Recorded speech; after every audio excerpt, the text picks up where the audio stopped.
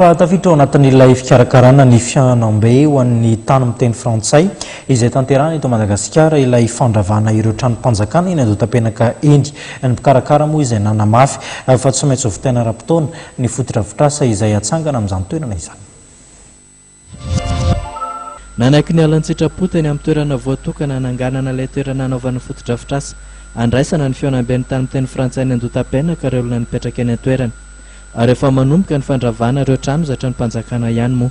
Raha nambarany talia misana ny fotodrafitrasa ao amin'ny ministera ny fiadidinan'ny Repoblika, misana ny tetikasan'ny filoham-pirenena Andriamato Rakotoarisora Farala, dia tiasan'ny ministera ny fiompiana ireo olona ireo izay niasa tao tamin'ny fotoana nisy toerana famononombo teny toerana talohan'ny 2024. Fa efa tamin'ny taona 2024 moa, raha araka nambarany hatrany nazo taratasy tamin'ny vatitany tokony hiala tena toerana izy ireo.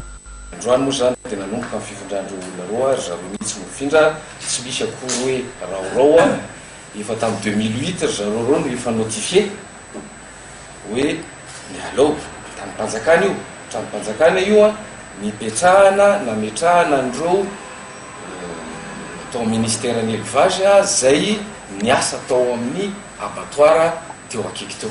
Ny abattoir moa fa tsy misy tsony zany zao tranom-panjakana tsisy tsony zany tokony hipetrahany zareo io dia le toerana koa moa zany tamin'ny-panjakana io dia voatondro anaovana an'izay village de la francophonie zao. Ka amintsika miteny zao zany dia efa mandeha ny fifindramonina an'zareo tsy misy raorao mihitsy angamba hita zareo zay tena tamin'ny maraina. Raha mikasika ny fotodrafitrasa izay atsangana kosa indray dia tsy maintsy ho vita ara-potoana izany. Toerana fampirantiana lehibe miampitrano hoe fivarotana asa tanana moa no atsangana eny amin'ny toerana etsy Andohatapenaka io, ka ireo mpivarotra asa tanana malagasy avy etsy Ambohitrimanjaka no afindreny.